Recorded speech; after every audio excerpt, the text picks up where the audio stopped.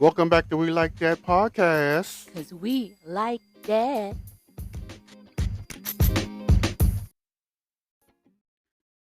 I'm Joe. And I'm Calvin. And this is We Like That podcast. Because we like that. How was your week? Great, fine, long. Okay. all of those things. Yes. Oh, it's honestly same. All right. So, real quick, you want to jump into That Happened? You got anything else you want to touch on? That happened with Joe. Okay. All the news you need to know. Have you heard anything about the Shannon Sharpe business? I've heard some things. Okay. All I know is he's being accused, I guess, of rape. Oh. I thought he was accused of something else. What? But I guess. What else? I didn't know it was rape. I thought it was something else he was being accused of. I didn't know it was rape. So Shannon Sharpe is being sued for $50 million right now by a young woman who says that he sexually assaulted her during their, like, quote unquote relationship. She met him when she was 19 and he was 53. And then they engaged in what she says was a pretty controlling relationship after that. He has some sexual proclivities that he expressed he really wanted from her. So she, basically saying, as young as she was, went along with it because, he's Shannon Sharpe. And that may or may not allegedly have included race play. Do you know what that is? I don't care. Playing like he a slave, she a slave master. Not necessarily slave, but cares? close enough. But who cares? so all of this assertion comes out. It also comes out via, I want to say either her lawyer or his lawyer, that they attempted to settle with her for $10 million and she declined it. In retaliation to that, also, Shannon Sharpe doxed her. He put out her full name because she filed this anonymously. He put out her full name and some tweets or text messages that she sent him, which included stuff like, I can't wait for you to put this big black baby in me, and then this pussy will be yours forever type of stuff. Each ass cheek is $25K. So Shannon Sharpe puts that out, okay? And then in retaliation to that, she leaks voice messages from Shannon Sharpe, and it gets a whole lot worse. There's threats of physical violence against her. Him saying, you do what I say you do, and don't ask no questions. You know you like it. Stuff like that. It's not great. Shannon Sharpe recently had to step away from ESPN. I didn't even know he still had anything going on with ESPN. I thought he was just doing his YouTube thing. He's on First Take. Oh, well, he stepped away. So that's happening. Sounds like she played him. She was 19. Sounds like she played him. How did she play him? I don't feel bad for him. I don't feel bad. He put himself in this predicament. If anything, I think Shannon Sharpe played himself. Any way you want to look at it, he got played. He first of all, I think one is putting all the blame on her, saying that she was the instigator for this, and the other way is saying he should have known better. He should have known better. Number one. Number two, let's not act like she didn't know what was coming with it. She was 19. She got with a dude that had money. That's all she needed to know. That's all she cared about. She was 19. All she knew is he had money and who he was. At that point, she didn't care. Okay, here's what I'm going to say. He was in his 50s. He's been in the entertainment industry, that space, for decades. He didn't know that there's women out there who only want to be with him for his money. He didn't know that? He was surprised? Once again, I'm not arguing with you about You're saying that she is plotting and planning against him. My takeaway was, this is a 19-year-old who got in way over her head, didn't know what else to do necessarily. Also, allegedly, he was telling her that it was only her, and then the My Michelle audio comes out. Oh, I don't care. She saw money. She knew what it was. Let's not act like she thought she's 19. Whatever, she knew what it was. He need to start messing with women at his age. He's not going to. Then he's going to keep getting to these predicaments. Ooh. Once again, It's raining hard here. I don't Mister, it's not raining. feel sorry for him at all. He put himself in this predicament. This is what he I'm gets. just saying, a lot of guys agree with you in that this apparently their take is that this is a woman who was after him for one thing and one thing only, and I'm, now is getting it. I'm not saying that she's. I don't know if she liked him or not. All I'm saying is she knew he had money. She knew she was getting with him with the money. So all the other stuff he was doing, she didn't care about because she was being taken care of. That's all. Sounds like to me. You don't know anything about this girl or what their situation is. So how do you know this? These are these new young kids move. These are these new young kids move. I didn't know you were a sociologist. Dudes included. These are these young folks move. They're all about the bag nowadays. So it doesn't matter. Mm-hmm. Once again, his old ass should have knew better. Period. Mm-hmm. That's it. His old ass should have knew better. Now, could he have manipulated her into whatever? Sure. But let's not act like she didn't know what was going on. If she was so naive to things. Let's not act like that. I'm gonna need. Let's stop. I Let's take stop a lot this of nonsense. issue with this idea that like once you hit this magical age, you just know all the things. That's not how it works. Let's not act like at all. Let's not act like she didn't see money.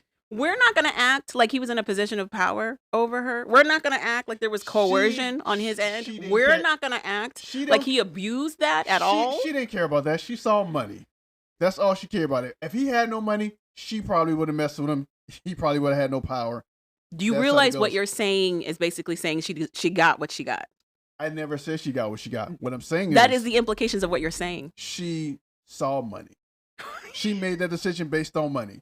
Calvin. And for you to sit here and don't think she didn't do that because of money. I'm sitting here with empathy of somebody who got in way over their head and then had to deal with the repercussions of that. You're sitting there saying that this person has no qualm to say that she's a victim because she should have expected all of this. I'm not having empathy for people with rich people problems. I'm not. An old ass rich black dude messed with a young white girl. How you know she white? She's white. She's Latina. She's white. She's Latina. Well, everybody else was saying she's white.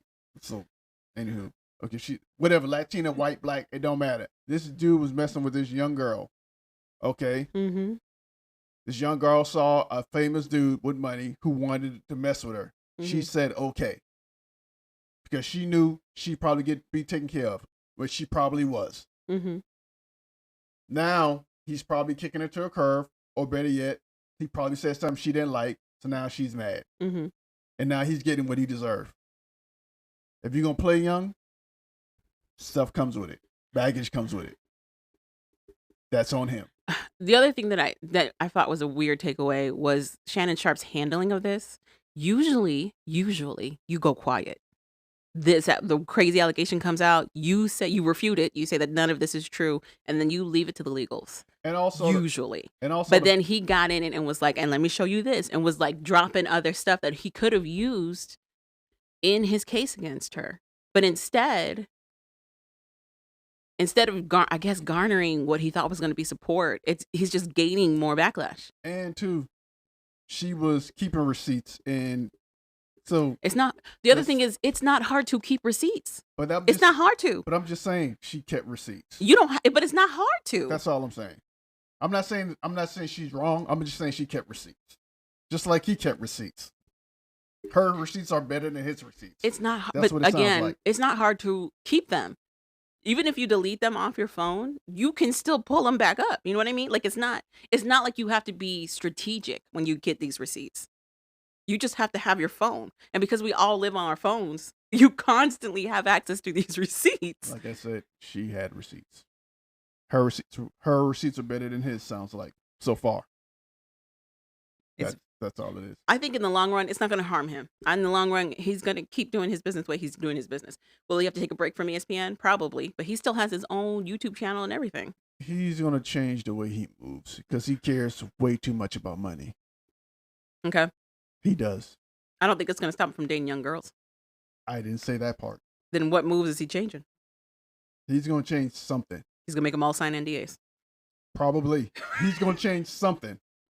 People have been playing the clip of him talking to Monique during his interview with Monique. I know. Oh, you okay? So Yeah. you're aware of that too? Yes.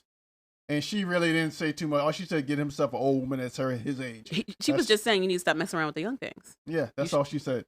You should date somebody your age. There's another clip of, I think his name is Donnell Rollins, the guy from Chappelle Show. Yeah. Similar situation where, no, not the allegations that Shannon's facing, but he's being asked why he keeps dating people who are so much younger than him by like several decades. And he's just like, women my age don't do the things I want them to do. And younger girls will. Depression. Makes sense. Okay. Depression. So why is that depression? Because why would they then mess with somebody their own age? If their whole goal is to be able to emotionally manipulate somebody into doing what they want them to do, why the hell would they date somebody their age? Okay, exactly. So saying that they need to is not going to do anything. I know. I never argued that. You just said he needs to date. You just said Shannon Sharpe's going to be making different moves, like dating somebody his own age. No, I said he gonna make different moves. I don't know what those moves are. You said NDA, probably that. I don't know, but he's gonna do something different because he lost a lot of money behind this. Does any of the things that happened with Shannon Sharpe change your opinion on him? I didn't have too high of opinion of Shannon Sharpe in the beginning. Why? Why should I? I'm confused. What you mean by this? I'm not saying did you put him on like a platform. I'm asking like, does this change the moral integrity of who he is as a person? No, I ain't think his integrity was that great to begin with. Well, interesting. Like I could see that with Chad Ochocinco. That I get. I get. If you're like, yeah. But Shannon Sharpe really tried to press across that. Press across what? He was different. He was supposed to be like different. Like how? Like he called himself sophisticated country. Okay. He's a country gentleman country. He's a country Negro with money. That's all he is. Yeah. That's pretty much all he is. Moving on to my next thing. Have you heard about the Dear Future Wifey podcast controversy that happened this week? I don't even know what that is. So there is this guy who does, basically he talks about like relationships. And he calls it Dear Future Wifey. And it's a whole thing where he's talking to young black men or young men in general about like what expectations there are when it comes to, having your future wife. And to his credit, more often than not, he usually has some solid, like grounded advice. Sometimes it goes crazy, but for the most part, it's usually pretty solid, grounded, like be realistic advice. He recently had the founder and senior pastors of Kingdom Church from Phoenix, Arizona on there. A guy named Reginald Steele and his wife, Kelly Steele. Have you heard of them? I don't know who they are. I feel like they're trying to go mega church. That's what it feels like. Everybody's trying to go mega church. That's so true. Whatever. They were on his podcast talking about their relationship. And they discussed the hardships of their marriage. And oh my God, this man dog walked her. So she's talking about how like people today don't want to be there for the struggle part of a relationship. And the example she gives is that when she met her husband back in high school, he was doing his own thing. He was seeing like a bunch of other people. And to her, she was like, he can continue seeing a bunch of other people as long as he tells me about it. As long as he lets me know he's seeing all these other people and he comes home to me. And this extended into their marriage for the first couple of years. He was like in and out of jail. She was like, because I'm a God-fearing woman and God gave me the grace to do so, I was able to stick this out with him. He continuously cheated on her. He continuously slept around. It got to the point where he was telling her to her face that he didn't want to marry her. He didn't know why she was with him. He wasn't attracted to her. She wasn't his type. She was ironing and helping him get ready for his dates for other women. I think I saw a clip of somebody it went talking viral. about that. It went viral.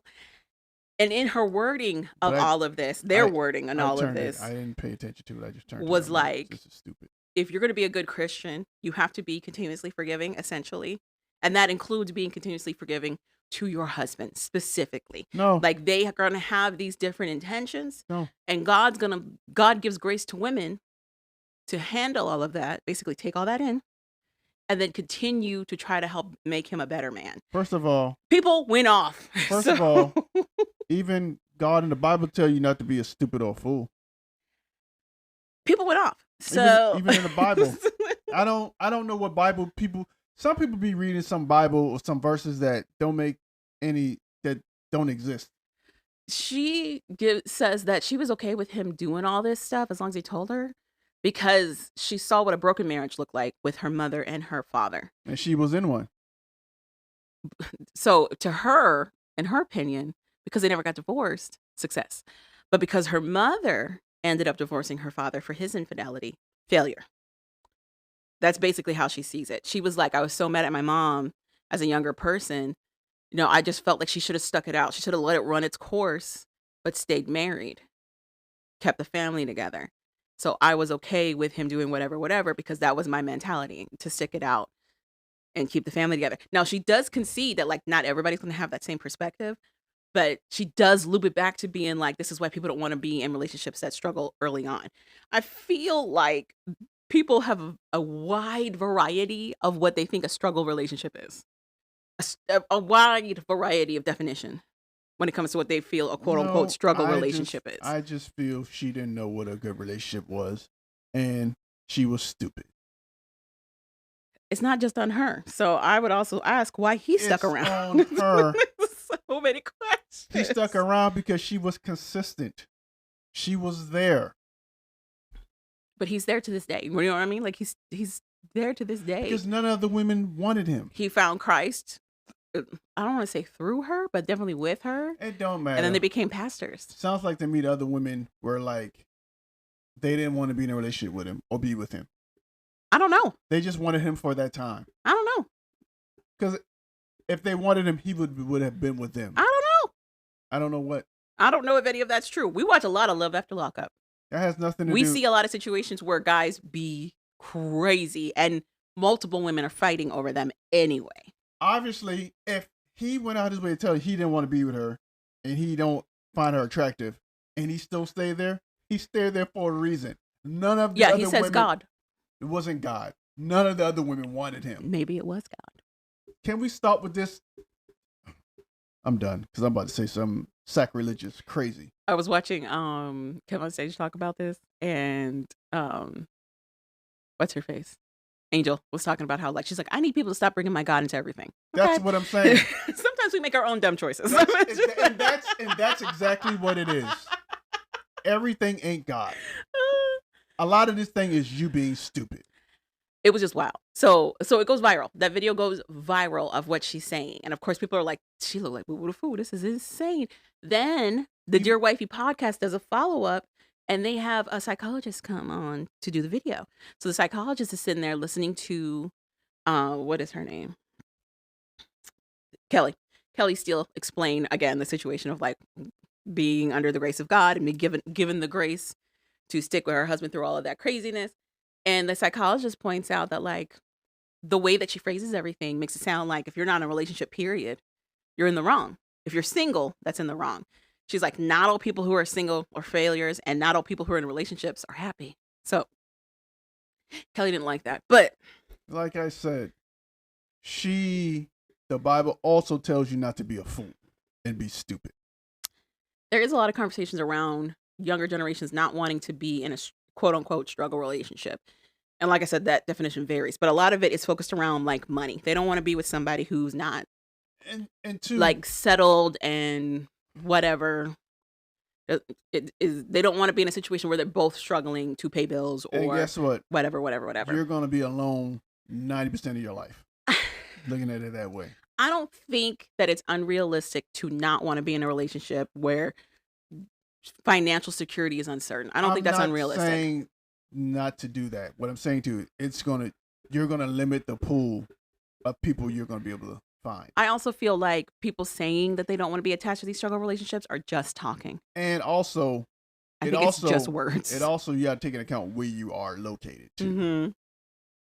But that being said, that has nothing to do with the crazy lady talking No, about that's why God. she was talking about what she was talking about. She was giving an example of somebody who was in a struggle relationship and followed it through and Whatever. followed it through. And two, struggling struggling in high school is not struggling in a relationship in high school. She's not talking about just high school. After they graduated from high school and he was in and out of jail. She talked about starting in high school. I'm like, why were you even counting high school? Oh, because she was talking about when they got together. So because they boast that they've been together since high school.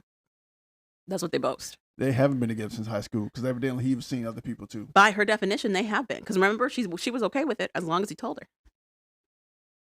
So that they were talking about people's reluctancy to be in a quote unquote struggle relationship, and then they shared their personal story. The internet was like, "What is happening?" Sound like to me he was the first person to tell her or lie to her and said he loved her, and she just did, and she took to it. The other conversation that spiraled out of this is how, like, for a lot of older people, there's this idea of like the emotional status of a relationship is not important. The years in a relationship is what's important. To say that you were together for 20. Can we stop? 30. I don't think she's that old to begin with. She's in her 40s, Kyle. Okay. You acting like she started in 19 or she in her 50s. They say that they've 60s. been together for 34 years.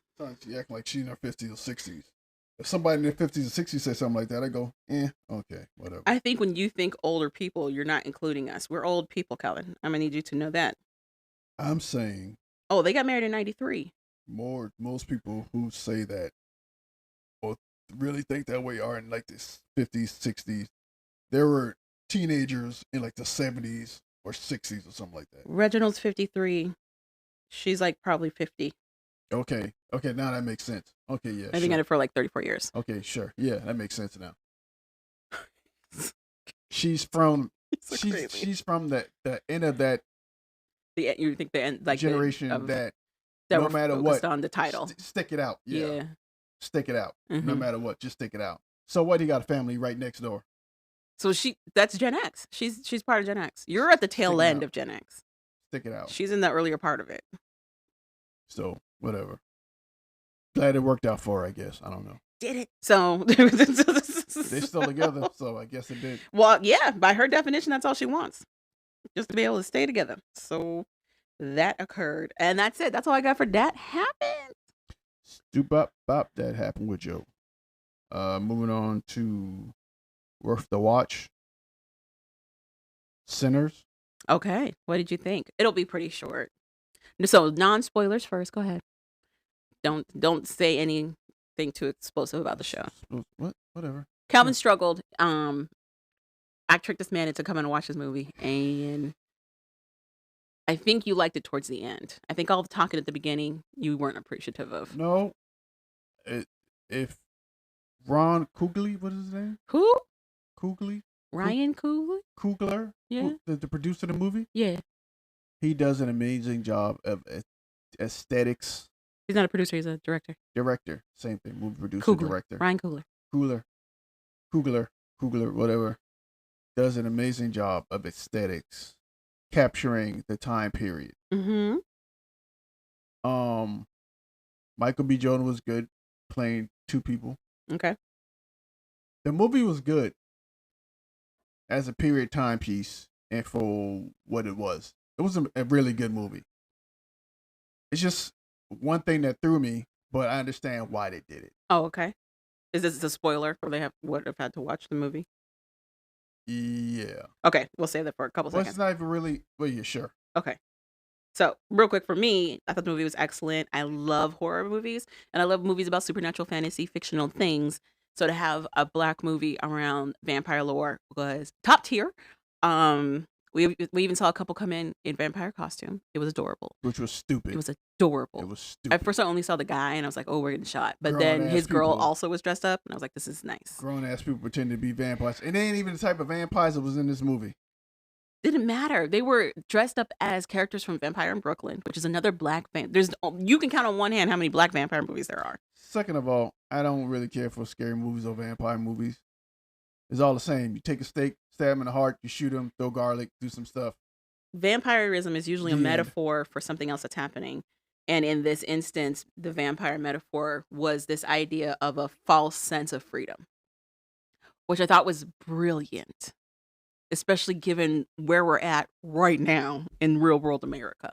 Plus, how they touched on it was so slick, all the history he put in there, how the people couldn't pay with real money because all they had was the money they got from the plantation, which is all like basically promissory notes that they can't use in the real world at all. It was so slick how he did that, how he incorporated different cultures, how he talked about the Mississippi Delta Asian people, Chinese, Mississippi Delta Chinese people that have been in Mississippi for hundreds of years at this point, that most people don't even know about, the Choctaw that he brought in at the very beginning. So we're going to get into spoilers now. Just know the movie was great. If you haven't seen it, you should go watch it. It's a great watch. Spoilers in 5, 4, 3, 2, 1. If I had a horn, I could have done the spoilers. What are you pointing at me for? You said you had something you wanted to talk about. Oh, the music scene. Okay. It went left for me, but I understood why he did that. He was pretty much showing how we took something from another place, brought it here, and built on it to make it $1 billion. I like how you're going to take my words and act like they're yours. Cool. What? I said this to you in the theater when you were like, why did he do this? I knew why he did it. I just think it just threw me off when it happened. I think it took me out the movie. I could see it. It is surprising because it's like 30s movie, and then all of a sudden you see somebody from like Parliament Funk show up, and you're like, wait, what is happening? But I liked that slow build because they announced at the very beginning of the movie how music transcends. And in different cultures, it transcends. And how in different cultures, they even have the names for people who are that talented and gifted in music for it to transcend the way that it does, that it reaches to the past and the present and the future in that essence. I appreciated the music scene. I agree with you. It's jarring at first when all of a sudden you see the dude from Parliament show up with an electric guitar. You're like, what is basically he went happening? Like, to the future with the music and how our music evolved over time. I would say that his music, it showed how his music intrinsically ties into our culture. How even though our past is as horrific as it has been, what we've managed to maintain has stayed with us for always. And it showed, and I'm going to start crying now, but it showed like the way he shows ancestral. Did you notice the beat didn't change? Yeah, I know. The core beat didn't change. Yes, I know that. It was dope to see all these different aspects of Western African culture and then to show Asian culture and they're all on the same beat. I was gonna cry. And then they show it into the future, how that continues to escalate and build on it. It was so good. But it also it did foreshadowing because you see the house, the shack burn around them. And that played into what actually happens to them. I loved it. I loved Smoke and Stack. I forgot that Michael B. Jordan is not a twin for a second. He did an outstanding job of making these characters two completely distinct individuals. All he did was one smile and one really didn't. That's not all he did, but okay. Seemed to me. And I laughed out loud when we get to the very end of that because I definitely thought that Smoke was going to be at the top of that shack trying to shoot down the Klan. That nigga was in the woods. Yeah. Propped up. Yeah. Like, what? It was great. They also touched on like African myth, like magic as well, with Annie practicing voodoo and maybe some hoodoo. And how she knew right away that these people weren't to be messed with, and they listened to her. That was the other part I loved. But she was like, we're dealing with a haint or we're dealing with a vampire. And they were like, okay. Like, no one was like, that's not real. Nobody said that. They were like, what do we do? It was great. Love that. And honestly, justice for Grace. Yes, she called the vampires into the shack. It basically was like, I don't care if y'all die, I'm dying anyway. That did happen. But also, she was fed up and she was done. She said, fuck it. I need to get this husband of mine and I got to make sure that we die together because in their culture, There's reincarnation. So she's like, I need to make sure that we come back. So deuces. Appreciate it. What I would have done was kick their ass out the shack. Out the shack. And honestly, she did try to leave, and they stopped her. So they could have. Because they're nice. Stupid, but nice. What did you think of the Mary storyline? A little bit of Mary storyline we got. Who the hell is Mary? She was the white girl who we found out later was passing. Oh, it made sense.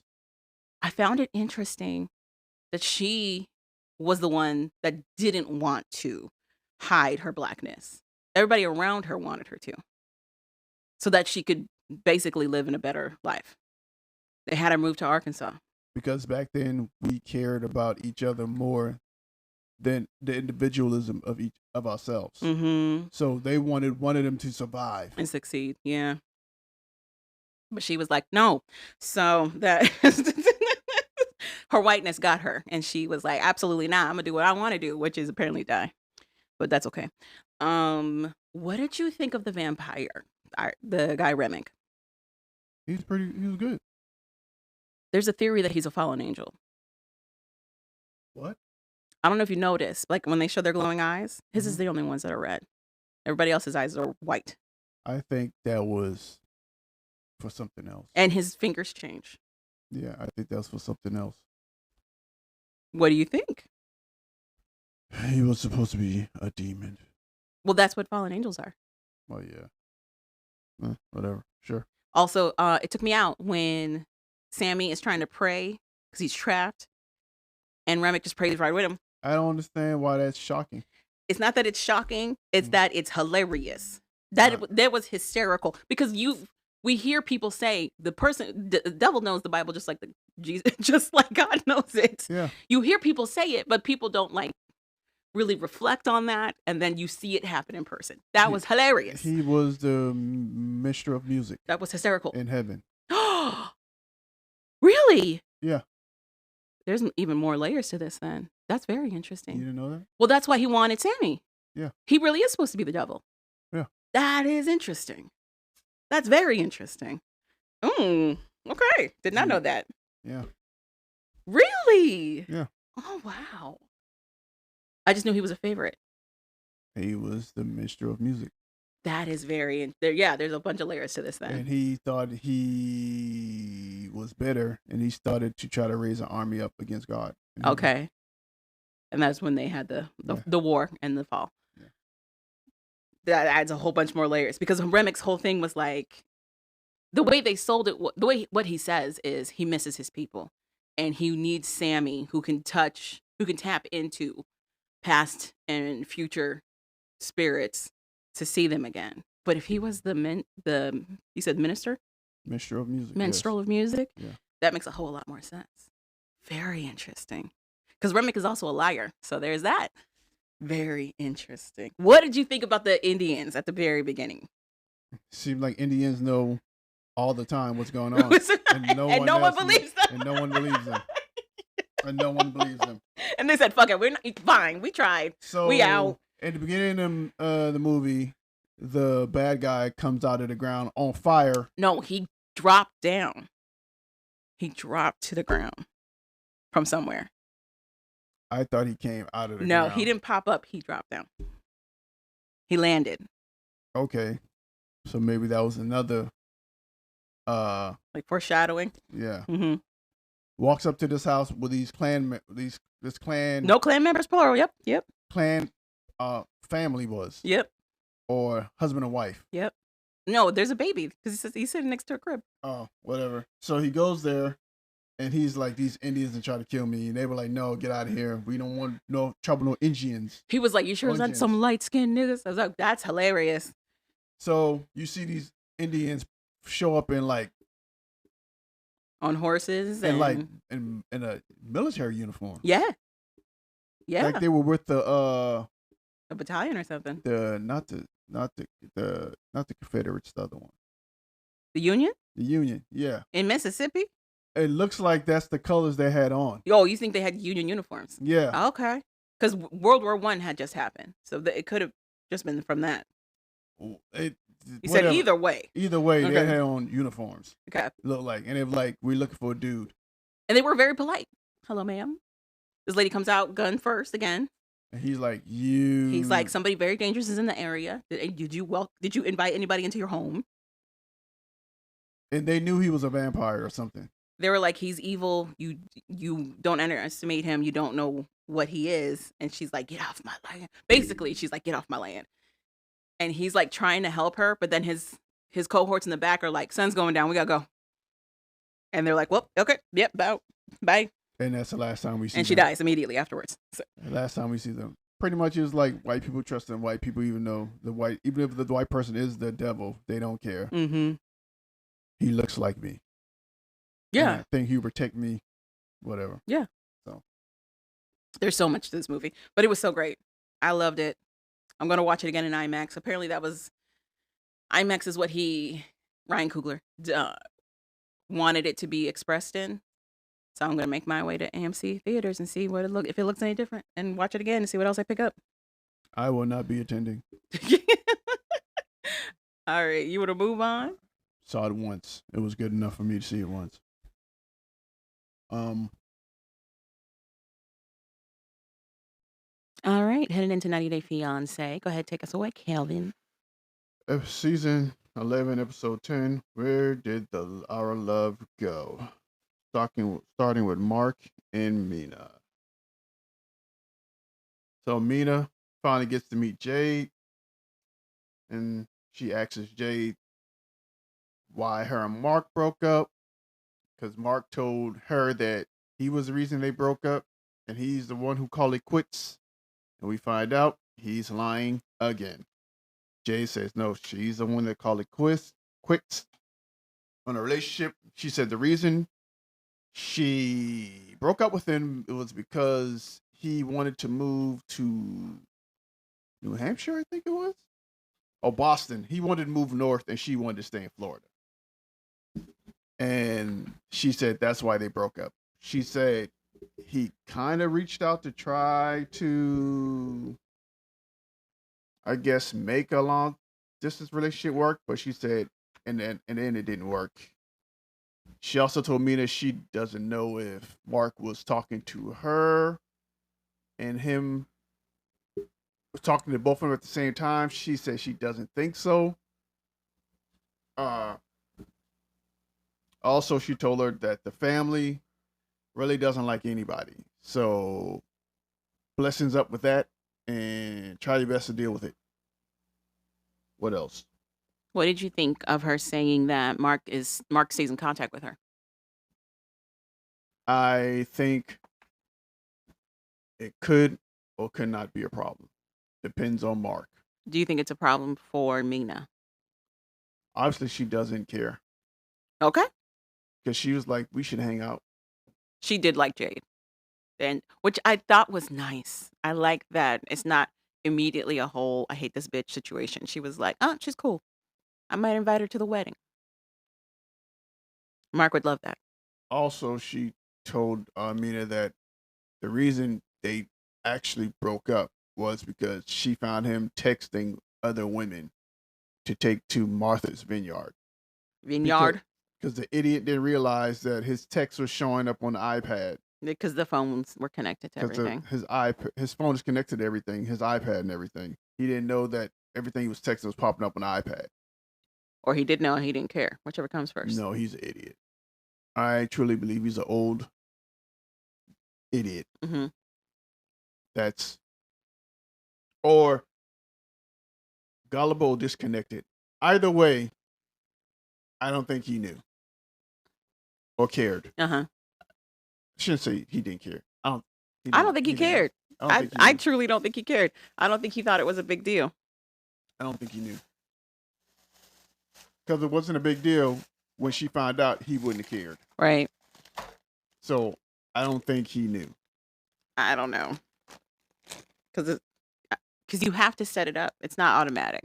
You have to set it up. I get that. But you can set something up a long time ago and forget that it's set up that way. And don't think the other person is going to, I don't know how you say, look at your iPad. It's going to sound off. You know what I mean? Like you're going to hear doop, doop, doop, doop, doop, doop, doop. Still, if your phone is in front of you and your phone is going boop, boop, boop, you think it's your phone. Okay. Because how often do we, if everything's an iPhone or Apple, everything makes the same sound unless you change the sounds to certain things. I'm just saying you would hear double though. He can't even see that good. He wears glasses. You think he can hear?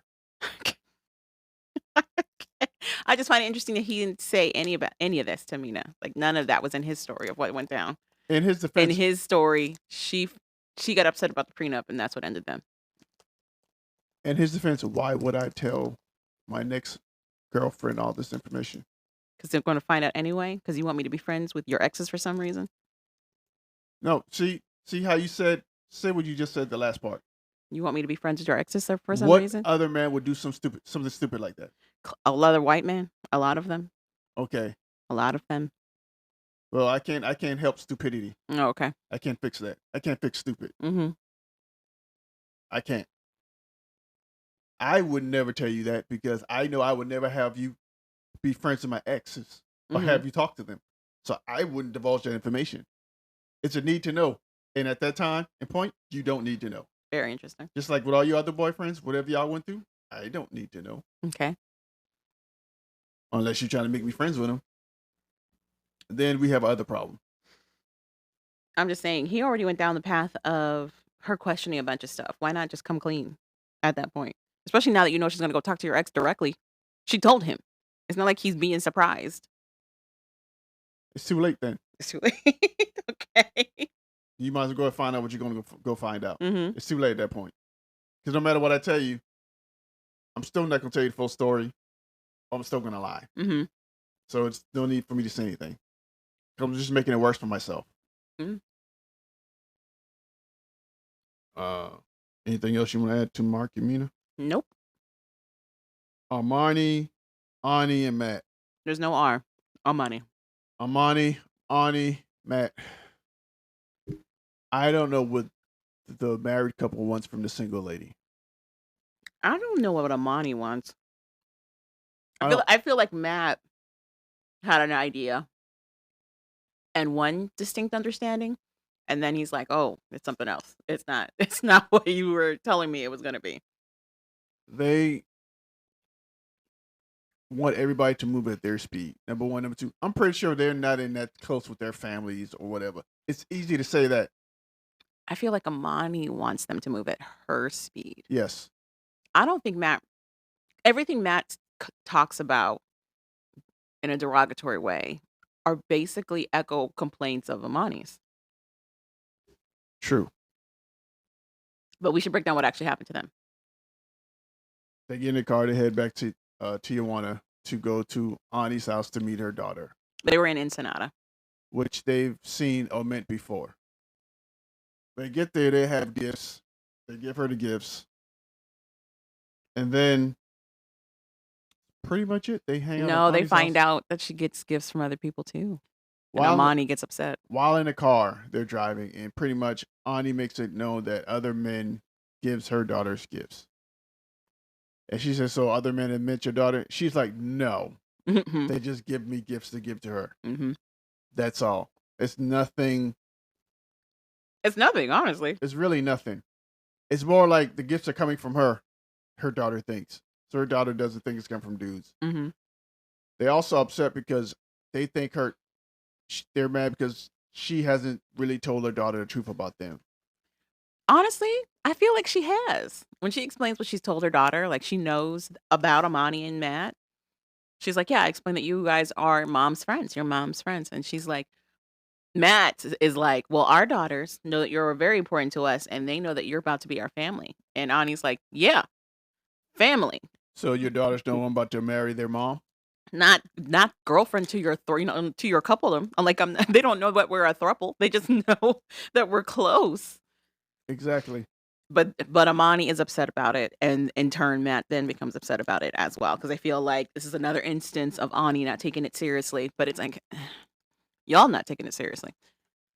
Then they go meet Antonia, which is Ani's daughter. And it's adorable. It's adorable. It goes off without a hitch. They give her all the toys that they bought her. And then they have to head out because Ani has to head back to work. We also find out that Amani is upset that Ani is continuing to work as a stripper. I don't know why, because they're not doing anything to help supplement this income, but she's very upset about it. She's like, I don't want her to continue to dance for strangers. And she's like, you were it's weird because they were strangers that she danced for. So She wants her to give up all her stuff she wants her to give up everything and just be whatever in she wants her to be. Mexico and be everything that she wants Ani to be to her without any safety net.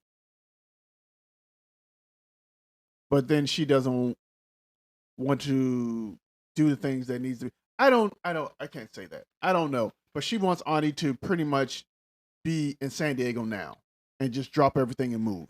Yeah. Bring her kids, go straight to San Diego and just be in their home so she can get married to one of them. And clearly the one of them she wants her to get married to is Amani.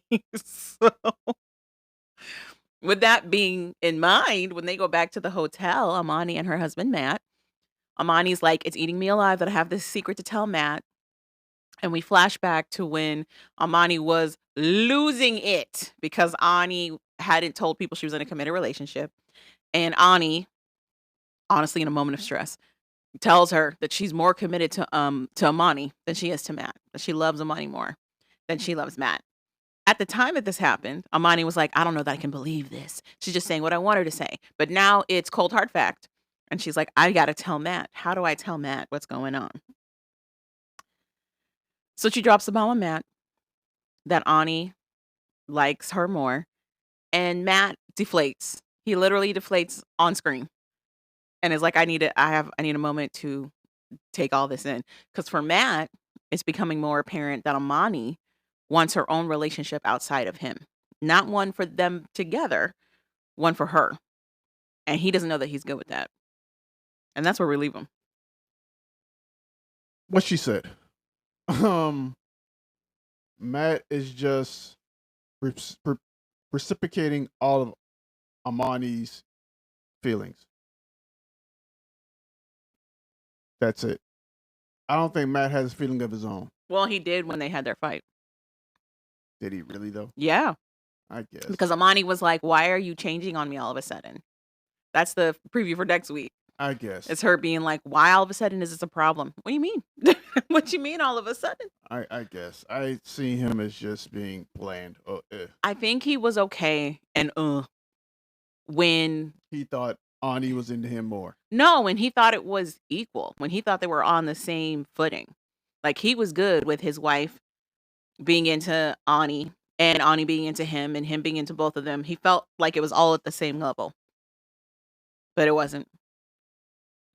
And now he's like, wait, what? Which, if I'm Matt, I'm confused because my whole trip, it's definitely seemed that way in action. But now you're telling me it's something completely different. And then on top of that, he probably already had suspicions that Amani wanted her own thing. Because remember her joke about opening their throuple to a quadroon, to a fourth? Sure. I'm sure they've had conversations back at the house where she's like, broached that more than once. So he's like, what the hell do you want? Because she basically wants a harem. Amani wants a harem. Where she's the sole focus and they all just like her and she can take turns with her flavor of the week. That's what she wants. Noted. But under the guise of like a serious relationship for some reason. Like it's easier to digest for her if it's under the titling of a serious relationship. Because she wants her cake and eat it too. It's very interesting. It's the saga of Matt, Ani, and Amani. Moving to Greg and Joan. This whole fiasco is about Greg is too damn lazy to get a job. Mm-hmm. And he doesn't want to move up his mom's house. So I think Joan has took the approaches. I'm going to make it uncomfortable for your mom and you. Mm-hmm. And try to put a division between you two so that it motivates you to leave. Mm-hmm. Or motivate your mom to kick you out.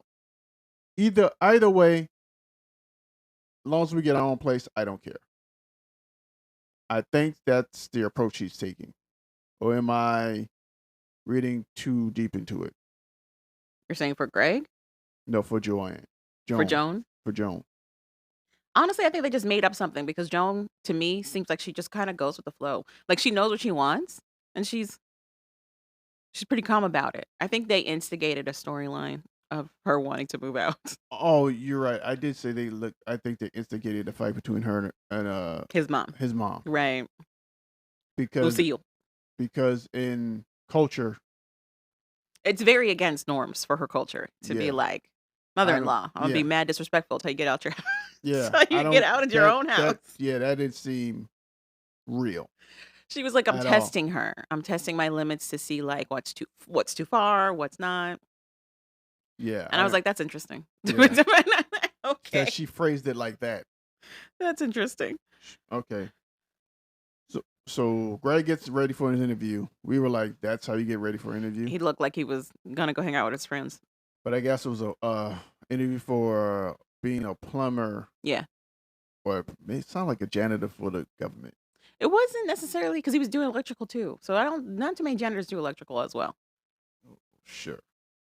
I forget what they call them. But you know what they are. Like when the light goes out Yeah, they or come in and they fix put it. a new light bulb in. Yeah. Facilities. Facilities, yeah. They work for facilities for the government. Yeah. Yeah, pretty. For the state government. Yeah, they handle all the stuff, plumbing, Yeah. lights, fixtures, all that stuff, electricity, stuff like that. But he didn't like how he was questioned. So I was like, okay. Whatever. So while he's going to his interview, Joan and his mom are there, and his mom decides to ask Joan if she want to help her sort socks. Yeah. Joan does it, and that's when they get into their little conversation, and Joan gets a tad bit disrespectful. It was interesting that Lucille, Greg's mom, notes that Joan is helping them clean the house. She asked her for like a mop and bucket so that she can clean the bathroom upstairs. She keeps Greg's room tidy. So Lucille's like, it's nice having her help me. Why can't she help me with one more thing? I'm like, that's interesting. Okay. And then Joan asked her like to, leave her house more so they can have some privacy. But it was interesting to me that Lucille was okay with her basically being a living maid, but was not okay with her asking some questions. Very interesting.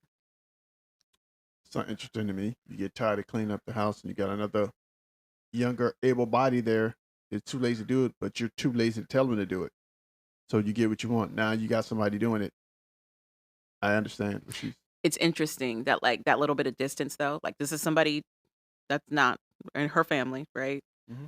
But also somebody that I don't want to say she doesn't view as a person, but she doesn't respect. So she's like, yeah, you're here anyway. You might as well. I think it's not respect. I think it is. You see, well, maybe. You also see somebody that's. She asked her how they do the laundry. The story I would have made up. We take the rocks. First, we send prayers to the washing gods. I know why she asked that question. And then it's all this allure of Africa being so poor and they have nothing and they don't. Google is free. Like it's not. So how much people use Google or Google the wrong things and still get bad information? So it was insane to me that she was like, "How do you guys do laundry?" It was she's literally talking to, in her mind, National Geographics. In her mind, the way I would have made up a story. Is that messed up? The way I would have made up a story. But because if she was from Sweden, that would not have been a question. Okay, she would not have asked her how you do laundry. What's the whole outlook on Africa? That's what I'm saying, Calvin. Prejudice, racism. That's what I'm saying. This is a black woman in her house that she doesn't respect. From Africa, the continent. She doesn't even say Ghana. She says Africa. Which is the continent, not the country. Like I said, I think it's more about how people view Africa. I'm just saying, it was hilarious to me. And then when Joan was like, yeah, it takes us like a full week to do laundry. Which I think she made up. Yeah. Yeah. But, now, they may not use dryers because it's so warm, but okay. But places in the United States don't use dryers. That's so true. So this is not a. Asian countries also don't use washers. They usually use a basin bucket. So that being said, it was wild. Anyway, they move on. Greg comes home, And she tells on her immediately. and that's when him and Joan have a discussion, and she really doesn't back down. And he goes, okay. Also, I don't think any of this was real. It very much felt like they did it for the show. That too. Maddie and Stevie. Cracked me up. Stevie just won't shut up and just go to her surprise that Maddie has for her. Stevie got to complain about something like at all times. Like at all times. Can this man do anything correct? Apparently not. She makes a joke and get upset because his comeback was better than the joke she made. He won't tell her where they're going. So he's like, "Oh, we're going to California. It's a 3-day drive from here." And she goes, "I'll leave you there." And he goes, "I'll go back to Iran." And she gets upset. She gets upset immediately. And then she goes, "Why would you say that?" He's like, "Well, you said you leave me. Right. What am I supposed to do?" Like, think about it logically. If you leave him in California, he's supposed to wait there until you come back. He's supposed to call you. Mm-hmm. What he's supposed to do? First Also, of all, everything was hypothetical. He's sitting in the car next to you with a surprise for you. let's say he doesn't have a cell phone. What he gonna call you on? Because I don't think people let people use their cell phones anymore. This is a whole different time. Number one and two. I don't even know this. I haven't seen a payphone in decades. Even if you had one, does he know the number? Exactly. No one remembers phone numbers. Exactly. I haven't seen it, and it'll be a blessing in America if it works. If you have change.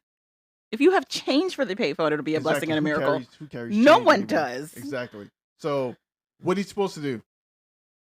That's all I'm saying. So It also was a hypothetical. He's literally taking her to a Exactly. surprise. exactly, it was his comeback to your Drop, bad leave joke. her out. Yeah. Finally, they get to I guess a place that she really wanted to go. I forget what it was called, like Ocean Crossing or something. Yeah, Ocean Spring, I think. Yeah. That's in And Mississippi, but it's near the coastline, near the Gulf. He rented out this nice place for them to Mhm. stay. Then he says, "I have one more surprise for you." He takes her walking. He looks lost. She won't shut up. And Calvin just- called it correctly. They were just going to the beach. I'm like, they're going to the beach. I thought he was going to take it to like a park or something. No, I'm like, they're going to the beach. Well, it's really not a beach. It's It's a coastline. not even coastline. It's the river. No, the Gulf is not. That wasn't a river. They were literally at the bottom of Mississippi. They're near the Gulf. They're near the water. Gulf of Mexico. Yeah. Okay, I thought they sure. Or Gulf of America. Stop. Moving on from that. Okay. I lost my train of thought. Yeah. So yeah, he takes her to the beach, or the coastline, whatever Right. it's called. He walks. There's a group of people having yoga on the beach. He Mhm. takes her to a little spot that has signs with candles that says "Marry Me." It's very cute. He has the rose petals down. It's very cute. He says it's cringe. He was like, she keeps sending me all of these Instagram and like TikToks of people getting down on a knee to propose. He's like, it feels like a page out of ancient times where I'm gonna get knighted. He said everything about it makes it cringe, but she wants it. So he's gonna suck it up and do it. So he does it. She says yes. She keeps saying, "Are you joking?" the entire time. And I wanted to be like, yeah, I am. Gotcha. Like, That's a typical woman response because you don't believe it's happening. they're already engaged, Calvin. They're already engaged. No, they're not. Yeah, they are. Remember, she didn't like the engagement. That's why he was doing it again. This was his second proposal. Well, this was stupid. He got to America on a fiance visa. Then this was stupid. Yeah, it was. It was Why a- did she keep saying, "Are you joking?" They're already engaged. Next, Shekinah and Sopper. I'm done with Maddie, and I didn't even know that. I'm done with them. I don't want to talk about them ever again. I see. Shekinah and Sopper. He meets Her the- clones. Oh he my meets- gosh. He meets the Knights of the Round Table. I don't know. I don't even know. Oh, what's that movie that you love that with the low cultish the girls The Craft? yeah, he meets the Craft. Actually, you know what it looked like? Dusk Till Dawn. Either or The vampire movie. That's what it looked like. he met them. They're in Minnesota. And all of her, she's like, "You're going to meet 3 of my sisters." Because Shekinah's family moved to Minnesota from somewhere. They went from being Amish to being back in the regular community. and then they moved to Minnesota to make their life work, and her sisters are still in Minnesota. Um, and Sarper is nervous about meeting the sisters. The last time he met one of her sisters, I think it's Sedona, who they got into a huge fight. They got into a huge fight. It did not go well. So now this is like Sarper's second time meeting them, but he's meeting them as a fiance. He's meeting them as somebody who's about to get married to Shekinah because she's finally moved him to America. And it's awkward as hell. It's awkward the entire time. And the entire time that they are talking to Sarper, they are criticizing every little thing that he says. Every little thing that he says. To Sarper's credit, he takes it on the chin. He knows that they're going to come for him.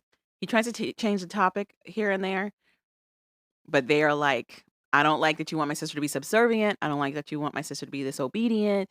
And they make it sound like Sarper is brainwashing Shekinah when it's actually the opposite. It's very interesting. They're also tattooed up. He takes it to the face. I want to give Sarper credit. Mm-hmm. I don't know why, but I guess I just want He took it on the chin. He could have blew up at that little dinner. He's been just sitting there and just been taking blow criticism, after blow, right? criticism after criticism, Right. criticism after criticism. While Shekinah sits there like she's an angel with her whole fake 100% body as if she has... They're all like that. All Yeah. of her sisters are like that. As if she's been the perfect partner. I think she likes that. You know what I mean? I think she likes it when all these other people are going after him to like belittle him, I and think she can play nice. I think she gets off on that. Maybe, but I think she likes being in that position of Of like, power. I don't know if it's necessarily power or just feeling protected. You know what I mean? It's Sure. like a test of love. She likes to be the victim. Yes, but I also think she likes somebody having to fight for her also. Whatever, it was stupid. It made no sense. I still don't know what their argument is about. And too, there's a big language barrier too. Well, their argument was they didn't like Sarper's language around Shekinah being subservient to him. Because he was cracking the bad joke about how he liked it before when she didn't talk back to him. And Shekinah picked up on it and was like, yeah, because now I talk all the time. But her sisters were like, no, this is further proof of toxicity.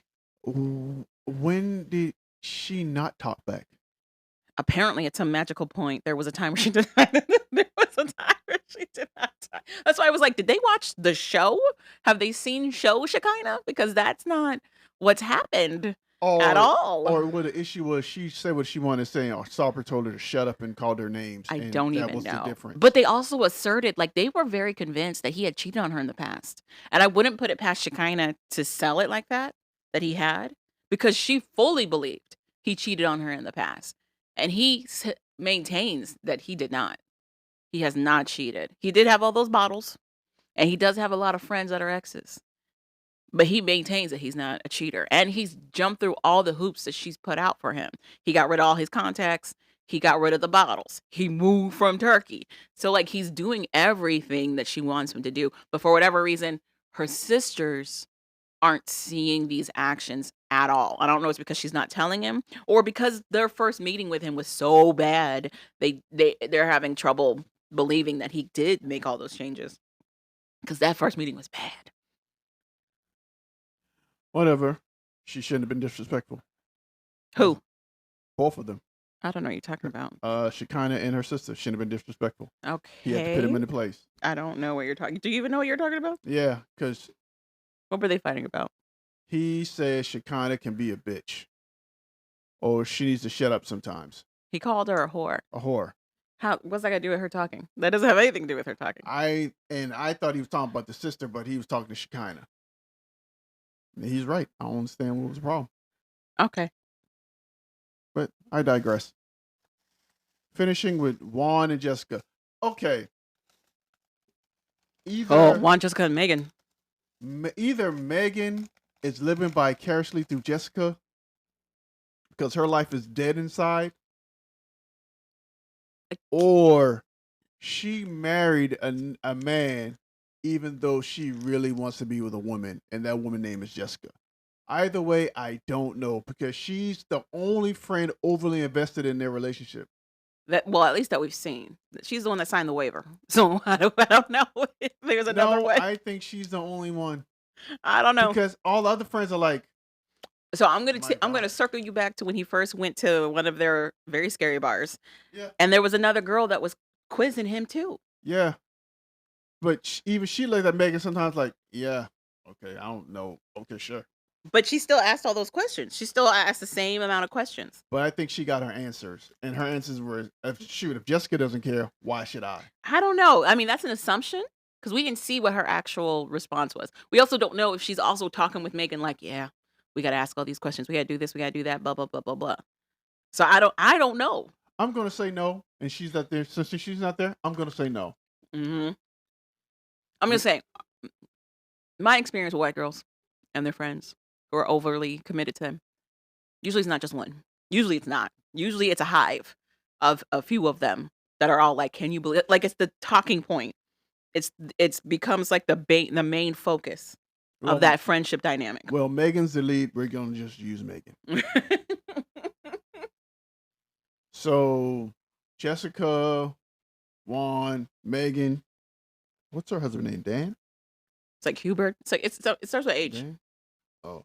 They all meet. Herbie. Herbie and another female friend meet up to pick Christine. Christine to meet up for bowling. And karma hits her right away. Megan goes to bowl. She falls and almost kills herself. She almost flew with the ball. And Juan's like, that's karma. Which she was right. She bounced. Because right after that, She came with the shit. She came with the bullshit.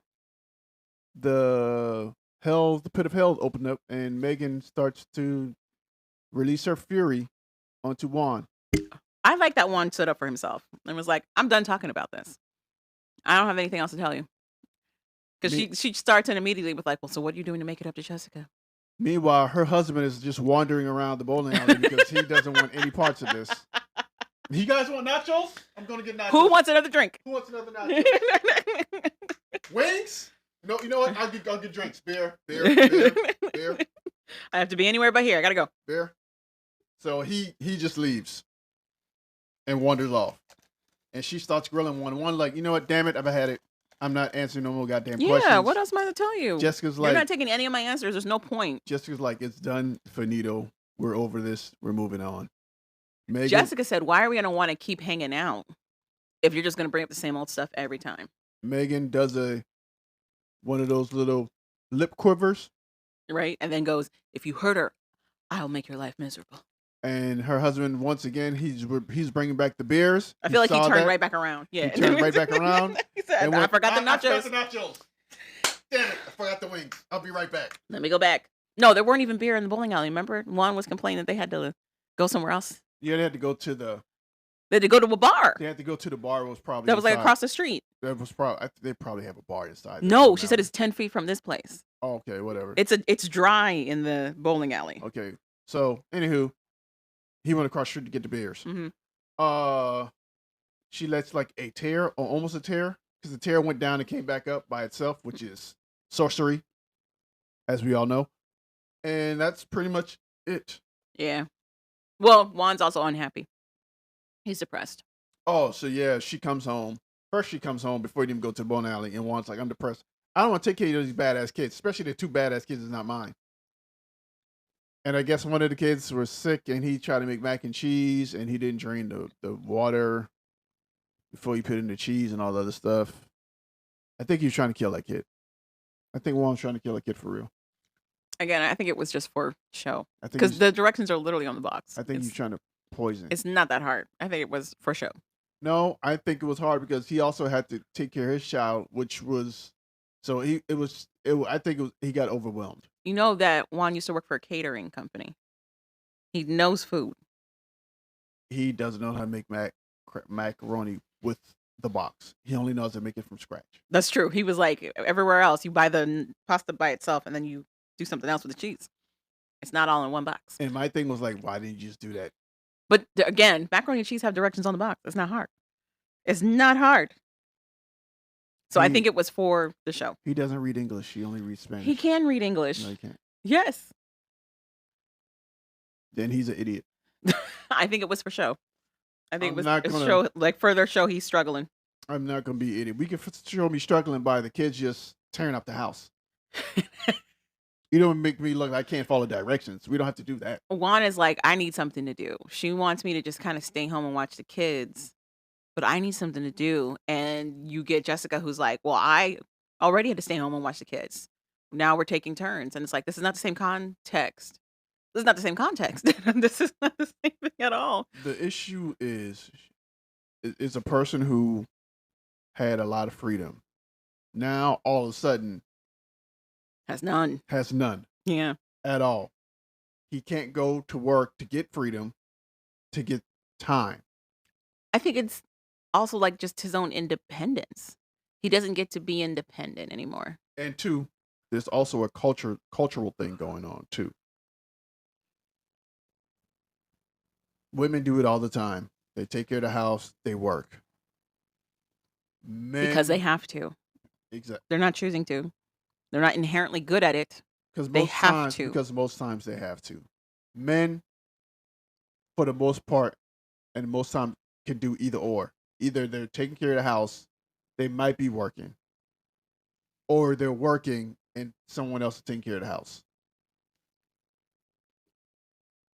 They're not used to doing both. Some men can pull it off flawlessly, like women can. Others struggle. And Juan is struggling right now. I think it would be different, like you said, if he was trying to maintain this household with his kids. But because it's one of his kids and their dad literally lives across the street, he's like, why? Why am I doing it like Oh, this? so you're agreeing with me finally. I agree with you about the kids part, like what he feels like in terms of responsibility for the children. I disagree with you on your initial assertion that he just wasn't built to be a nurturer. I don't think he was built to be a nurturer. He was doing great with his son. Yeah, his son. But that's what but you have to be a nurturer, period, to do that. And I don't think he was really nurturing. I think he was doing what he thought he had to do, what he saw. Okay. I don't think I don't, because I still think he doesn't know what to do. I agree with you that he's not a immediate experienced parent. He's not. But I think just like for Jessica, there was a learning curve of what to do it. Jessica had no choice. She had to do it by herself. It's not that she's more inherently grounded to be one. She just didn't have a choice. And that's just. But I think the other thing is Jessica also had a job. She was juggling her job and the boys. And she had help. She had her friends and her family around her to do all of this. Juan has none of those things at all. And he's already burned one bridge that might help him. Megan. So that's that. But yeah, my thing is, why don't you take your sons to your ex's, right? Your ex's house is right up the street. For real. It's his boys. Let him raise the boys. And you come get them on like the weekends or whatever. I think the point though is that guy like yourself is probably thinking I can't do that. I can't be a nurturer. I don't think it's that he can't. It's like you said, he doesn't want to do it. Okay. He wants his freedom. He doesn't want to have to find people to babysit so he can get free time or go out and do all this stuff. Mm-hmm. He doesn't want the responsibility of raising them. The other thing though, he wants the responsibility of seeing them. I don't know if you remember Jessica before the 90 days, her whole goal was to be a stay-at-home mom. That's what she wanted to do. She wanted to be a stay-at-home mom. Well, she went about it the stupid way, I guess. Well, she was married to that man. It's not like he was a boyfriend. Her son's father, she was married to him. The second time she went about it the stupid way. The second time with Juan? Yeah. Okay. You got a dude that's pretty much playing Love Boat. That's what he is. He's Love Boat. Yeah. But he's also stupid. He also said yes. Why was he also like, sure? Because I didn't think he thought he'd be that far away from water. In Minnesota? Again, Google is free. Once again, people don't use it. So you can keep saying Oh, no, that. they're not. They're in Montana? No, Minnesota. They're in Minnesota.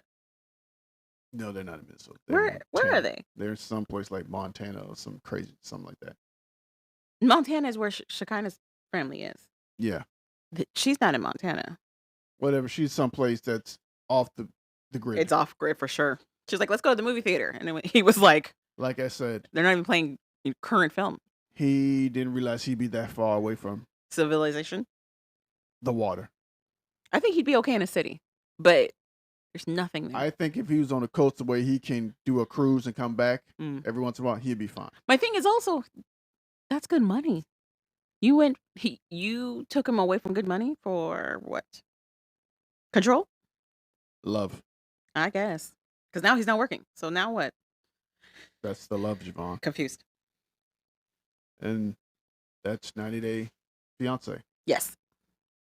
Are you ready for Love During Lockup? Yeah. Season 6, episode 6, Quit Playing Games. Ashley, Alexis, Julius. Ashley's still crying. Don't know why. Oh, that's what I wanted to look up. Alexis stuff. Keep talking. And Julius makes his way out, gets in an Uber, goes back to Alexis. They were in Ashley's hotel. That's what he means by made his way out. He made his way out of Ashley's hotel, gets in an Uber, goes back to Alexis' house, apartment. Gets there, she's working, but her mind's playing tricks on her. She knows he's cheating, but she doesn't want to believe her sixth sense, or what do you call it when women? Intuition. A woman's intuition. So he comes in, his shirt's off. She's like, "So how's with you and your boy?" The way he says it is like his boy wanted to hang out, but he's like, "Eh." How do you say it? The way he said it makes like his boy made a move on him, or his boy was lonely and wanted to be with him, and he's like, "I don't know why you want to be with me, dude. I got stuff to do. I'm out." So he goes, takes a shower. So I guess she keeps doing her nursing homework or whatever. She keeps in her sidebar. She keeps saying, "I think he's cheating. I'm gonna get down to the bottom of this. I got to figure this out." So they go to like I guess a game shop with board games and stuff. They start playing Connect Four. She talks to him, asks him a question: "Are you cheating?" He goes, "Why you asking me that?" "Nah, not really." She's like, "Am I the only one?" He goes, "All right, I'm gonna be honest with you. No." She says she needs a minute. She goes to the car, and Mariah Carey slides on her seats crying because he lied to her. Yeah. And that's where we leave it at. Did you find what you need to find about? Oh, there's Goss. Spoiler. Alexis is pregnant. Jules' baby. And Julius and her are no longer together, I assume. Nope, they're still together. She really hates herself. Why are you going to... Even though kids are a blessing, why would you give yourself a ball and chain to be tied to a Negro that's not even worth it? Mm-hmm. But then you're going to blame the Negro. You're going to blame him for tying you down when you voluntarily tied yourself down. He didn't clip your wings. You clipped them yourself. You put yourself in the cage. Mm-hmm. Do you recognize that girl? Showing Calvin a picture of Josh and a unnamed girl who he's now dating. It was in the tell-all. No. This is for 90 Day Fiance, by the way. Who's that supposed to be? Libby's sister. Libby. Andre. Florida. Realtors. Oh. This is her younger sister. He's dating her younger sister. Her younger sister? Allegedly. Wow. Beautiful. Anyway. That's crazy. News broken here on We Like That podcast. No, it was broken on the tell-all. She came on the tell-all for part 4. We should have watched the tell-all. Absolutely not. I couldn't do it. I can't do it. I would die. And Sharpe and Shekinah might be broken up is the other one. which I kind of recently posted on her Instagram, and it's just like you don't know what it's like to feel like never wanted, that all of your burdens are just yours, never to be shared. If you get too fat, that they'll break up with you. I'm like, girl, what's happening? Whatever. You all right in here? We should have used that segment for 90 Day I'm Fiance. supposed to be looking up stuff about Alexis and Julius and Ashley. I got distracted. But Anyway, anyway, apparently Julius was supposed to be hanging out with his friend Tyler. that's the lie he told Alexis. That's the lie he told Alexis Right. when he came back in the house. And I guess they had he got tired of hanging out with Tyler, so he came back early. Mm-hmm. Anywho, she's in the car now, sliding down, crying after Julius tells her that she wasn't the only one. And we left that saga there. Will and Courtney. The newly engaged couple makes it back to the hotel finally. Mm-hmm. She gets her pizza and penis. Apparently, they were super freaks. They might have to clean down those and hose down those walls as well. Apparently, they were doing it all over the place, supposedly. They get in the car. They're driving to the halfway house? Sobriety house. Sobriety house or halfway house? Who are we talking about? I'm not paying Courtney. attention. I'm sorry. What? Courtney. Courtney. Yeah, and they're on their way to the halfway house. And JK. No, John. Will. Courtney and Will. They're on their way to the halfway house, and Will is like, all these white women are the same. Talking, and then Courtney's like, so when are you thinking about getting married?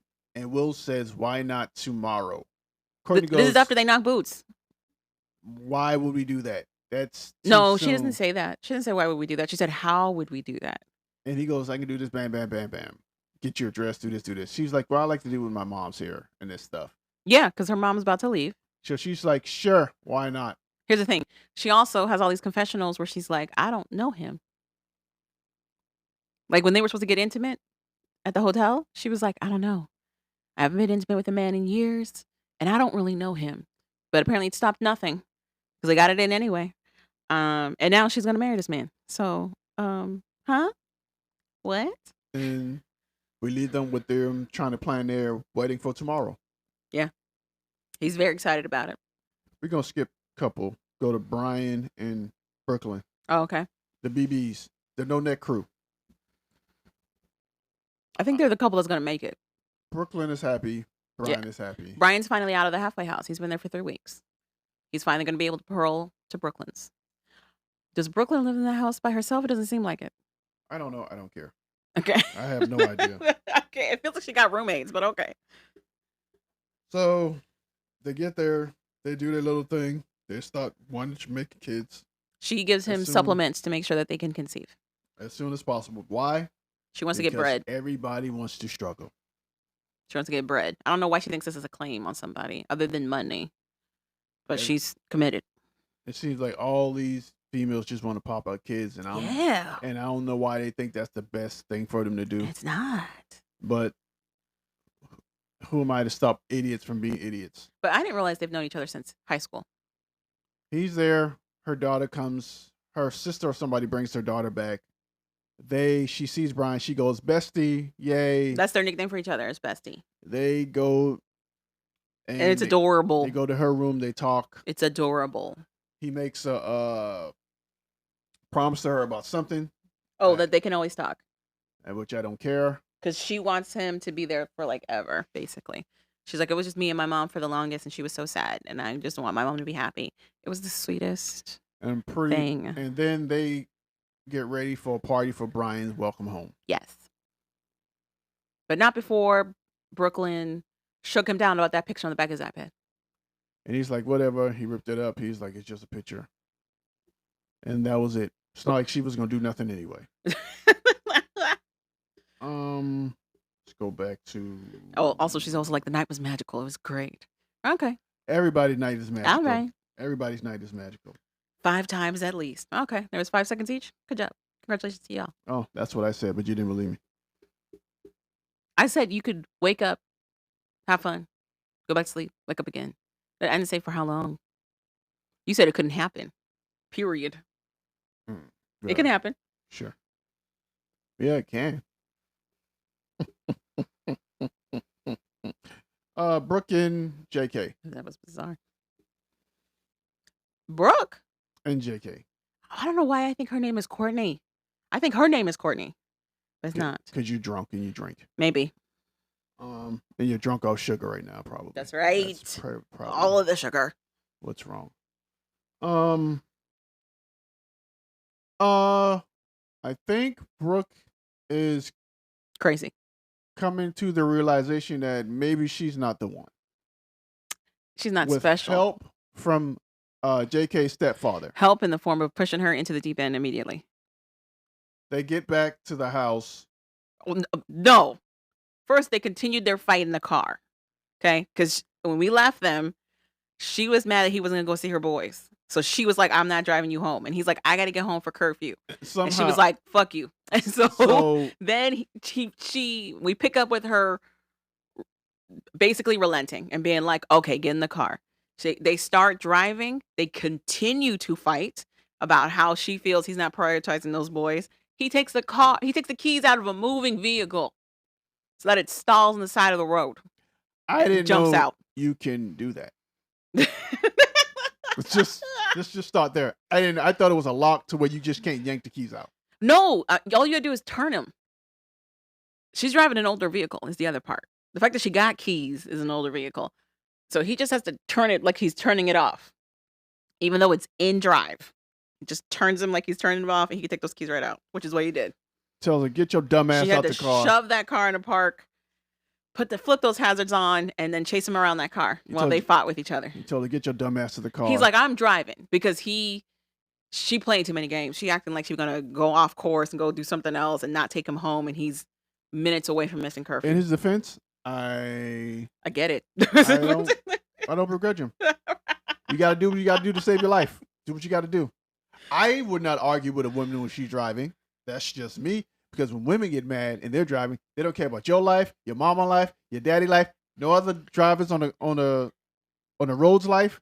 If they want to end it, they're gonna end it. He's like, I'm driving. She's like, no, you're not. He's like, I'm driving. Get out the car. She's like, I am not. She gets out the car to fight with him some more. He gets into the driver's seat and he's like, get in the passenger seat. And she's like, no. And he's like, I'll leave you. And she's like, I'll report the car stolen. He's like, get in the car. She finally gets in the car. And then he gets home to his mama's and tells on her immediately. No, her mom walks up to him calling her a bitch. That is true. Cussing her out. And she's like, whoa. No. I taught you better than that to talk to women. Well, I don't know. Well, he didn't take it until he got to the house. He didn't remember until he got to the house because he done called all types of bitches. Here's my thing, though. You're worried about how he talks to women? He has all these ladies for no reason that he's been dibbling and dabbling on. But you're worried about how he talks? Yeah, Javon, that's the most important thing. How do you talk to him? Okay. Treating him is secondary. I see. How you treat him is secondary, but how you talk to him is more important. Okay. Are you respectful? Do you not call them a bitch to their face? Right. Yeah, that stays an inside thought. I will tolerate you sleep whatever you want to sleep with, but I will not tolerate you calling bitches in my driveway. I will not tolerate that. You have some decorum in my house. But he does tell these walls, you have Brooke decorum. To his mama. And it's like, she almost made me late for curfew. She didn't want to drive me home. And he tells the story. Brooke tells her side of the story. And of course his mama sides with him. And Brooke's like, I'm not about to stay here. I'm not finna stay here and have you guys team up against me like this. And the mom goes, well, I think you probably should pack your stuff up and leave. And she goes, yeah, that's what I'm about to do. That's what the mom wanted anyway, so it doesn't even matter. There was not room in that house for all of this. But at the very end of this, as she gets her stuff to leave and they still fussing, all of a sudden they make up. All of a sudden, he's like, give me a kiss. And she's like, okay. Just for them to break up probably the next day. So she comes back the next day. Why? For his party. Because she likes to torture herself. Clearly. She hates herself. She's complaining because he's having his welcome home party with his family, but he's still not going to go see the boys. And it's like, why didn't you just bring the boys? Why didn't you just bring the boys? They can't. Do they have some type of car disease or sickness where they can't be in cars? Why just can't bring them? Why can't they just go to this party? Do they? He has to be at his mom's. I don't get it. That makes no sense. Whatever. But she has a new thing to get mad about. So she talks with his dad. She talks to his stepdad. His stepdad's like, I don't know why. He goes, "You come over here. I gotta talk to you. I heard you want to have a baby Yes, that's with pretty much JK." how that started. And she goes, "Yeah," and he goes, "That's dumb." He like, do It's your like brain. use your brain. He like, does your brain work? Why you gonna have a baby with somebody that's not even committed to you? He said, "This dude has had more girlfriends in prison than I've had in my life." He's like, "I don't know why you want to have a baby by this man. What the hell is wrong with you?" And from that, the only thing she picks up from that is, "Wait, I'm not the only one." There's other women. That's all she took from that. Took from the conversation. I'm like, you just didn't listen to nothing he said. So when she finds JK, she takes his phone. She's like, "Let me see your phone." And he's like, "Why?" She's like, "Let me see your phone." So he unlocks it, gives her the phone. And her plan is to go through his social media and just block these women. I don't know why she thinks this is a good plan. Because he literally gets on his cousin's phone and calls up another ex Alex, to be like, "Hey, just to remind you, I don't want you showing up at this party." don't you bring your punk ass to the goddamn party. He's now called her twice to be like, "Hey, don't come to the party." I'm starting to think you want me to come to this party. Don't you bring your punk ass to the party, but I will hook up with you later. Right, I'll see you later. We'll meet up later. But For what? But don't bring your ass to the party. For what? But I will make love to you later. But also, the point that he can get on anybody's phone and call her, he has that number memorized. So she blocked everything, didn't help anything. Nothing, because whoever he wants to mess with, he has a way. So pretty much the stepdaddy is dropping gems, and all she heard was other women. it was funny. She comes back out with his phone and immediately gets in his face about all these women he's following. His cousin's standing there like, "I'm gonna go. I'll talk to you later, homie. I'll talk to you later, homie. I'm out." She cussing you out for some reason. I gotta go. All right, homie. And that's the debacle. That's where we ended for sure. Yeah. With Even now- Money says Alex is showing up at this party. Even Money. Oh, that'd be so awesome. He's told her too many times for her to not just be like, I "Whoa." said, instead of you come see me later, I come see you now. Right? Like, clearly you want me at this party. You keep Give it to me, reminding baby. me that the party's happening. Give it to me, baby. So crazy. To the the tragedy. This is like a Shakespeare play. Mm. Michael and Joey. Mm. Joey should have picked him up, took him to his mom's house, and left, and just kept going. Yeah. We wake up with Michael going back to the sobriety house. And complaining. He's All the complaining way about Joey. there. All the way there. He's Joey's like, "Joey is too much drama." too much drama. He's overbearing. And Javon's like, he is a little too overbearing for real. And I go, I agreed with him. he told him to do that. Michael told Joey to watch him because he can't trust himself. I remember Michael's mother telling Joey that. Yeah. I don't remember Michael saying this. Michael's like, I need, I get in trouble. I need you guys to help me stay out of But trouble. I also feel like Joey hasn't brought any fun. Like, he hasn't been like, "Let me enjoy my man" at all. It's been like, "You need to do this and you need to do that. And why aren't you doing this? And let's do that." And like, he's been very like anal. Because he's made bad decisions and he just got out, Javon. Who? Remember? Michael? Yeah, remember? He didn't want to go to the house. Remember? But what I'm saying is, he didn't. What's the word I'm You're looking not for? giving me the space to do it because I have to make sure. But he didn't want to do it either. Remember? That was the other problem. Because He wasn't comfortable being that free anyway. I think the issue is Joey has to stay on top of Michael because Michael keeps doing dumb stuff. I think the issue is it's a good way to distance himself from Michael because he's not comfortable with the other stuff that comes with being in a relationship, especially the physical intimacy parts of being in a relationship. This is a way to keep him at bay. I think it's because every time he starts to let his guard down and let his hair down, Michael tries to go a step further or a notch above. What do you mean? Michael looks like the type of person that does way too much. I'm confused what you mean. He has to be the center of attention. That's what it feels like to me. Okay. And if Joey lets his hair down, Michael's going to take 10 steps instead of 3. Meaning he's going to go out there and do something crazy, i.e. drugs, or something, sleep with other people, a bunch of people, and Joey has to reel him back in. I think the reason Joey doesn't let his hair down because every time he starts to, he has to reel Michael back in. And if he lets his hair down too much, Michael's going to have him out there looking like a dummy too. Because last time he let his hair down, he ended up going back to drugs with Michael. I'm going to circle back to where Michael literally steals his phone so that he can't call him.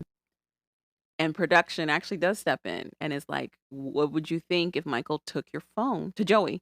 And Joey goes, I don't care what you guys tell me. It's what I believe. And that's not going to change my mind. I believe what I want to believe. That being said, because he chooses to believe what he wants to believe in this relationship, and he's already had a physical relationship with Michael, I understand Michael's frustration about being around Joey when he only wants to focus on what Michael is not doing. I don't care. Okay. You don't get that luxury when you keep making bad decisions. Okay. I get that from you. Like, that's a border for you. But clearly, that is not a border for Joey at all. So I can understand Michael's frustration. I don't care. Because he wavers back and forth. It'd be one thing if Joey was like, I'm not messing with you until you do right and stuck with it. But he doesn't do that. He doesn't do that. Joey doesn't want to let his hair down because Michael has too much influence over him. And Michael is going to go too far and have him out there smoking crack for dick again. Okay. But if that is his concern, why not break up? There you go. Why not break up? Okay. So all that being said, I can still understand Michael's side. Because he knows that Joey's not going anywhere. I'm not going to side with a crackhead. They don't want to stop being a crackhead. I'm sorry. I'm never going to do it. First of all, it's not crack.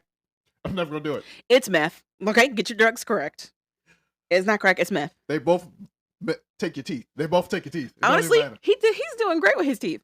I don't know how he's doing his particular kind of meth, but his teeth are not crazy. I don't want to tell you what I think in my head how he's doing this meth. Because you're messed up. Anyway. Yes. My head is very messed up. But I understand because like he goes to the halfway house, he does whatever he's got to do, and when he comes back, it's like Joey is trying to be a little adventurous. He's like, I'm in the hot tub, and Michael's like, great, and he races back and he gets in the hot tub with him, and then it's immediately awkward again. Because somebody tried to suck his face off his face. He's very aggressive. And then on top of that, Michael talks about how like they didn't have a good night the night prior. So moving on, he takes Joey's phone, goes into the to get Medicaid. I guess he didn't get the memo. You have to actually have a job or pretend to work to get Medicaid. But we don't have to work to get Medicaid. But that's what they told him. He has to look for work. They said as a contingency to his probation, he still has to be in a work program. But he doesn't want to do that anyway. That's true. So, once again. He said, well, but he also started the episode with like, I got to enjoy my time. I got to enjoy my time out while I got it. Fully knows he's going back. So, once again, why would I let my guard down when as soon as I do, you do some shit to put me and you back in jail or put you back in jail every time. So what benefit do you have by keeping your guard up? Because he's going back to jail either way. So I don't go down. I don't lose myself. That's why I think Joey's so guarded. Because last time he did it, he lost himself. Meaning he started doing drugs again. Now he's clean again. This time, I can't let my guard down until I know Michael is fully wanting to be clean and stay sober. But my point is that if Joey does have this guard up the way he's saying, one, why didn't he believe the producers when Michael clearly took his phone? And two, why stay in the hotel? You're already concerned that he's not going to go back to that halfway house, to the sobriety living. You want to give him his space too. But what I'm saying is that fluctuation. It's like you can't be a hard ass and not follow through. Either you are the hard ass or you're not. This in between Doesn't mean anything. Love is a hell of a drug. What do you want me to say? I'm just saying I don't know what to tell you. I get why Michael is like, well, what the fuck? Because like already Joey has shown he's not gonna be a hard ass. I don't get why Michael's saying that. I don't think Michael's thinking none of this stuff. I think Michael thinks she's just Michael's thinking he's not letting me have fun. That's what he's thinking. Yeah. He's not letting me have fun. He's being I want to have fun with Joey, but Joey also doesn't want me to do that either. So I don't know what else we're supposed to be doing. Everything don't have to be fun. Fun is what got your ass locked up again. But I'm also going to reiterate, that's all he's talked about. From before the love during lockup to love after lockup that we're in now, that is what he's maintained this entire time. And it's what Joey has talked about also nonstop with his concerns about being this physical and this intimate with him. Even though he's already been intimate with Michael, his concerns about doing all of that even more so. It's all that Michael has talked about. He wants to get out and he wants to get laid. Like that has been it.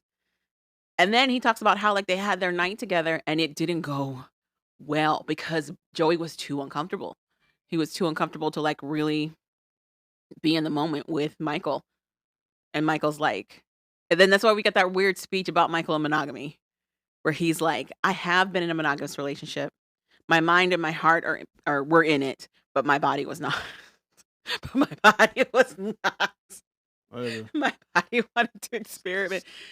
And he talks about how like he wants to be close to Joey, but Joey doesn't want to be close to him. Whatever. Sounds like instead of love should have brought you home, fun almost got your ass locked up last night. If I'm Joey and I'm hanging with Michael for whatever reason, why not have your fun?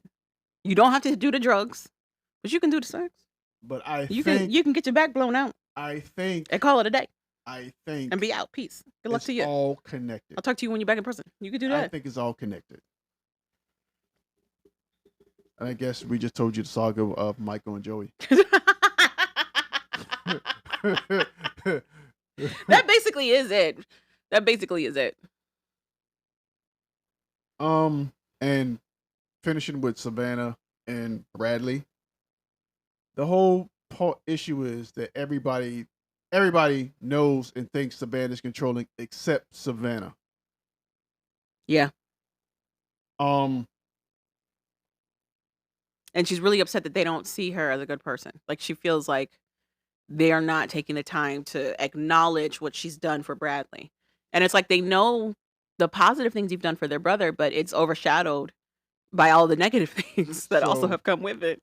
So Savannah's so shook from the welcome home party from Caddy's attitude towards her. Mm-hmm. We all know, if you don't know, now you know Caddy is the older sister. Nobody likes Savannah. Well, Alyssa wasn't lying. Caddy and Alyssa are Bradley's sisters.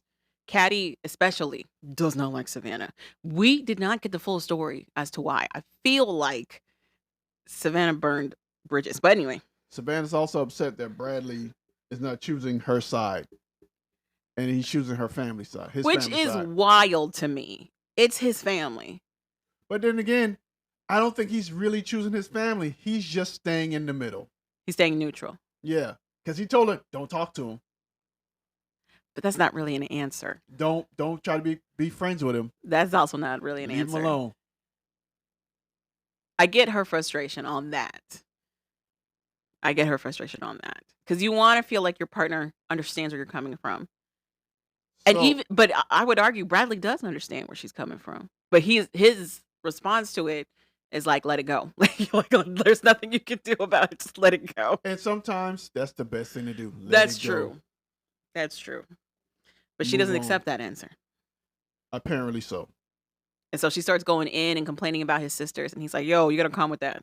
I don't know what you think I'm going to say. So we fast forward. Alyssa hooks up a dental appointment for Bradley. Because he needs one. And Savannah quickly gets upset. Yeah. Because she wasn't, looped in on the choice. Choice. And she doesn't feel like taking him. She's like, it's 45 minutes away. That's not that far. And Bradley quickly gets, I messed up again. I let my family do something you don't know, and now you're upset. Yeah, it makes sense. He acknowledged that?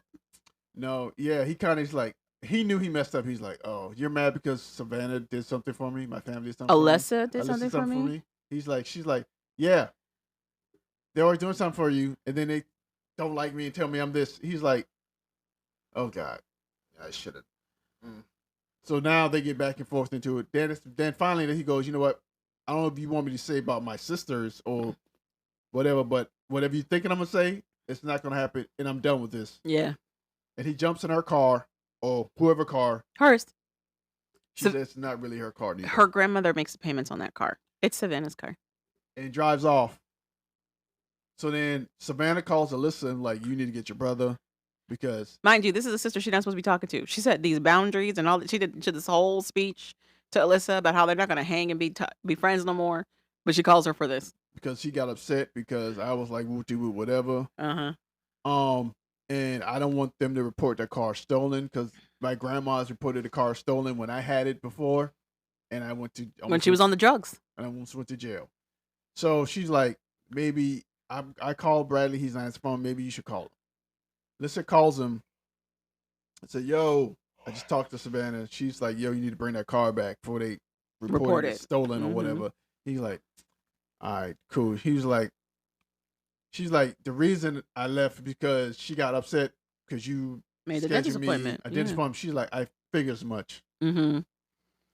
She's like, "But yeah, you don't need to get in trouble. Just take the car back." He's like, "Yeah, all right, I'm taking it back now." Mm-hmm. And that's where we leave it. But before Alyssa calls, Bradley calls his friend and they're like, Savannah's being too much. She's being controlling, bossy, and all this stuff. Then Alyssa calls him, and I guess he does a U-turn, and I guess he's on his way to take the car back. Here's my thing. Bradley knows Savannah's too much. Like, they've been messing with each other for a minute. For a long time. He knows that she's too much. What? I'm confused why he's confused. I think he thought it wouldn't be this worse. I think he thinks if she stops talking to his family, it'll be fine. Yeah. But it's never going to happen. She doesn't listen. But his family also doesn't. There's like this weird looped in thing that's happening with his sister and with Savannah. Because like she was besties with Alyssa. And from what it sounds like with the whole Katie situation, she might have been friends with Katie at some point too. And then whatever went down. That burned all them bridges. And now she's with Bradley and she's trying to get Bradley to do what she wants. And everybody's got their own opinions about whether or not that's good for him. But he's sticking it out. Like for all this stuff he says that makes sense, he's still sticking it out with all of this. So I'm confused why he's upset. I think he's upset because she just won't let stuff go. But he knows that. He knows she won't. He says it. He says she is the type of person that needs everybody to like her. He knows this. I think he didn't know how bad it was. And two, he might feel some type of he owes her because she stayed in his corner. Mm-hmm. Like, he can also feel like he owes her. Mm-hmm. And he just doesn't know. And he can still think she's the best thing for him. Mm-hmm. Even though she might not be. So it could be a lot of reasons why he's doing what he does or whatever. Who knows? I just think he's still have to deal with just getting out and just adapting. Mm-hmm. So, You said he's just caught in the middle of a crazy family and a crazy girlfriend. Yeah. Both of are which are way too much. Yeah. And that's that. Okay. That's Love During Lockup. You got anything else? Any shows you're watching? Doing or watching? What am I watching? I am not really watching TV right now. Same. I'm not really doing it. Same.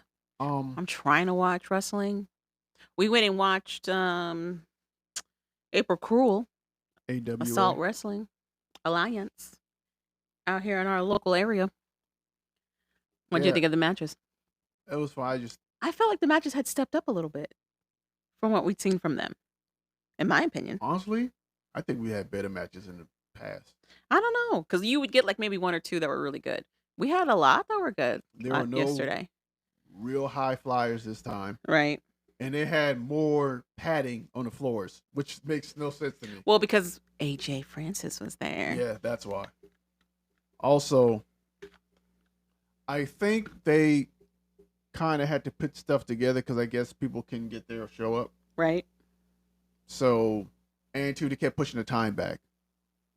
Or maybe they're trying to do a later time to see if they get more people. Who knows? I was confused. Yeah, the time thing was weird because our tickets said 5 p.m. And then they were like, oh, we open the doors at 6 p.m. But that poster that they were referring to, just no time on it whatsoever. So the next one will be at 7. And then they were like, the show's not starting until 7 p.m. It's Yeah. like, wait, So what? I guess they're going to start at 7 now. The doors open at 7. Okay.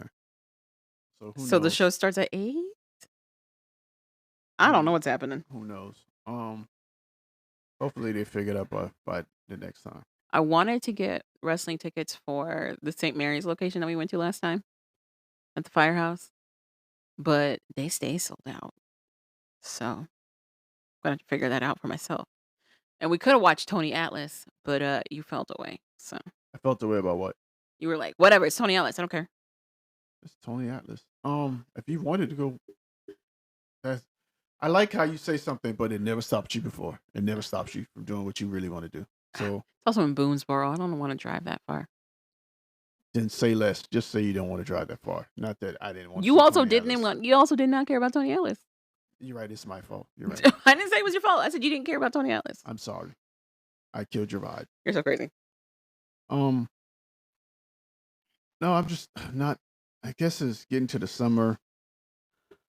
I'm starting to watch TV less and less, unless something catches my eye, really catches my eye. Probably gonna check back on that celebrity true crime thing we was watching. Oh, the Hollywood. Yeah, Whatever see thing. what other great ones comes out. Okay. There's also a documentary on Netflix about the Oklahoma City bombing. I might check it out. I don't know. Did you know that's at the Department of Transportation? What? The Oklahoma City bombing. Yeah. It was focused on the Department of Transportation office. Mm. I did not know this. No one likes you guys. We're not UDOT. No one cares. No one likes you. I don't understand. You don't repair our roads like you're supposed to. That's not us. That's your state. Your local state department supposed You to act do that. like people know the difference between the two. Okay. It's all the same. Okay. It's all the same. M dot and US dot. 2 different things. Tomato to everybody else. Tomato. Yeah. Anywho, but yeah, same. I'm not really watching anything. There is a drama on Netflix that I've been trying to catch, but one, I've been spending my time sleeping, and two, when I am awake, I'm like wrestling. So yeah. It just feels real like ugh. Just been like ugh. That's what it is. It's just ugh. It's like no one's trying. Well, I think we're all depressed, so there's that. There's that. Even Hollywood movies, they're just recycling and recycling. Now you got Final Destination, Bloodline. I gave a damn about death trying to kill people 20, 30 years ago when it first came out. I still don't care now. To me, how many different all Final Destination is a different crazy way of finding to figure out how to make people look to die. That's all it is. Finding a new Do you know it clever was ways written to by make a people black die. man? Still does one. It was a storyline written by a black guy. Still doesn't want to make me go watch it more. A black man who found different and crazy ways to kill white people. I guess so. No, it was supposed to be about somebody who had like the powers of death, and then it turned into what it turned into. They adapted it and edited and changed it. But the original idea was like somebody had the powers of death kind of deal. But I'm confused with Bloodline because I haven't watched the most recent Final Destinations, but it had been like this one kid stops people from going on the plane because he has a vision the plane crashes.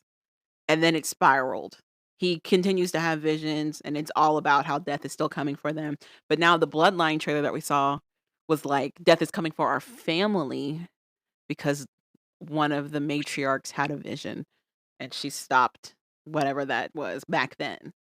How does that relate to the other movies? Like I said, all it is is finding out clever and more imaginary ways to I'm show not people mad getting at a remake. died. I'm not as long as it's good. I I'm don't. not mad at a remake. I'm so no. Come up with new ideas. All the stuff they got on. You got AI doing stuff now. Have AI coming up with a new idea. Then they got a real life Lilo and Stitch coming out, which actually looks kind of It's got a okay. lot of controversy around it. Okay, Colorism. whatever. Because they wanted they like to do Hawaii so bad when they decide to do live action anythings in Hawaii. It's terrible. Like, so I don't even know if you remember the show on Disney. It was called Doogie Howser MD, but it Sure, was a girl. sure. She was supposed to be Hawaiian, and they showed her, and everybody was like, "What do you mean? She's just Asian. She's not Hawaiian at all." But they were like, "Yeah, she's Kanaka." It's like, no, she's not. And then with Lilo and Stitch, their original casting for Lilo and Stitch, nobody was Hawaiian again. And people were like, "Why is it like this?" Because the cartoon, they did a great job of showing representation for locals in Hawaii. Everybody was melanated. Everybody was melanated. But the live actions, that melanin goes away.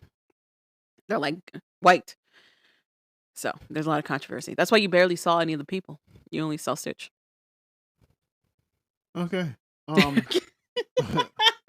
What other movie did we see was coming out that's a remake? It was one other. I don't know. I can't think of it. It was Final Destination.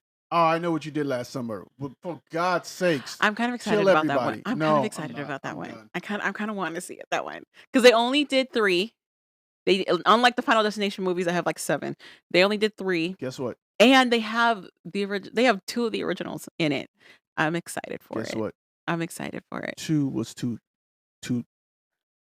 much. As a horror fan, I loved the I Know What You Did Last Summer movies. 1, our final girl kicked ass. She was great. Jennifer Love Hewitt did a fantastic job. Boo. And I love that her and Freddie Prinze Jr. not only survived all these films, but are going to be showing up in this latest new one. I'm excited. More boos. Brandy survived as well. I wonder if she's going to be in it. More of a boo. Boo. You don't even like horror If I films. had more thumbs, I'd give this whole thing 4 thumbs down. Did you even see I Know What You Did Last Summer? Have you even seen that movie? I know what I didn't want to see. Uh-huh. I Know What You Did Last Summer. Horror movies aren't your thing. I probably seen one Okay. and went, whatever. You think maybe? Whatever. What horror movies have you actually seen? It's not horror movies. To me, it's just white people not paying attention to their surroundings. That's the best kind of horror movie. No, the best kind of horror movies is when white people go to sleep and get shredded up by Freddy Krueger. Oh, they try to outrun. That's them not paying attention. No, well, you know what? You're right. But it looked better back then. I don't know what it was. Oh, you like the effects of that of back then, like the gallons and gallons of blood that flew out of a bed for no reason. Exactly. Or you run 30 miles from somebody who's walking behind you. Slowly. One wrong turn and that dude's right in front of you. Shop, shop. I mean, Shop, shop. Jason was the worst kind. He never ran. Shop, shop. Shop, shop. He just was like, hello. Because why do I have to run when you keep coming to my camp? Stab. Swap, swap, swap, swap. Why do I never ran? Why do I need to run when you keep coming to my camp? I know all the areas everything of my says camp. stay away. Here you are. Exactly. I know all the hiding places in my camp is. I know all the shortcuts in my camp. And here you be. Why What's you keep up? coming here? Stab. Never ran. So swap, swap, swap, swap. I think same thing with Michael. Never saw Michael Myers run. Stabby, stabby, stabby, stabby. He just be wandering house to house. Like, oh, I'll kill you too. Yeah, you can die. Stabby, get stabby. you too. Hilarious. Hysterical. But okay. But yeah, same thing. Outside of our regular mandated shows, not really watching anything. I don't know. I might want to see Thunderbolts. I'm kind of alarmed how many white people are in it. I'm not gonna lie. Why? Because Marvel hasn't had a good phase 2. They haven't really had a good phase 2 with their movies. And there's a lot of conversation around why. Because phase 2 had a lot more diversity introduced. There were a lot of people that were not white that was introduced in phase 2. Thunderbolts technically is still phase 2, but it's like their first big movie in a long time. And they're mostly white. I'm like, this is very interesting. And if it ends up getting like high praise, I'm going to be like, okay, well, all right. Great. So we'll see. Yeah, okay. I don't know how to follow that. That's very gloomy. Are you excited for their Avengers style end movie? I think they're calling it Avengers 2. I think they're calling it that. I don't know. I haven't seen it. I want to know who they're going to face because what are they going to? They kind of have a loose end with Kang. After all that stuff went down with Jonathan Majors, don't know who's it going to be? what they're doing, so I don't know. I haven't seen the trailer. How are they wrapping this up? Also, Blade is now canceled. The live action Blade movie they were going to do, it's done. Oh, okay. So that joke in Deadpool, he was right. Oh. Wesley Snipes was right. There is only one Blade. Oh. It's just Yeah. I'm also, this game doesn't come out until I think September. Oh. Waiting for like Borderlands 4 to come out. Oh, we're doing another Borderlands. Yeah. I didn't like the third one. Nobody really liked the third one. Oh, okay. You're not alone. Mm. So that's about it. Okay. I need to buy Spider-Man 2 and just get it and play it. I played it for like free, but you only play 2 hours free. I haven't bought it yet. Okay. It's probably like 15, 20, maybe $30 now. Mm. Whatever. I don't even know why I have this conversation on air. This is supposed to be an inner thought. We can wrap this up. Not out of thought. Yeah. You got anything else? No. Bye.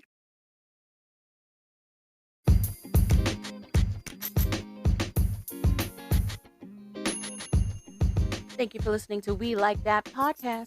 So we like that. Go ahead and click that subscribe button. You know you want to. And rate us 5 stars. I'm Javon. I'm Calvin. Later, people. And we're out.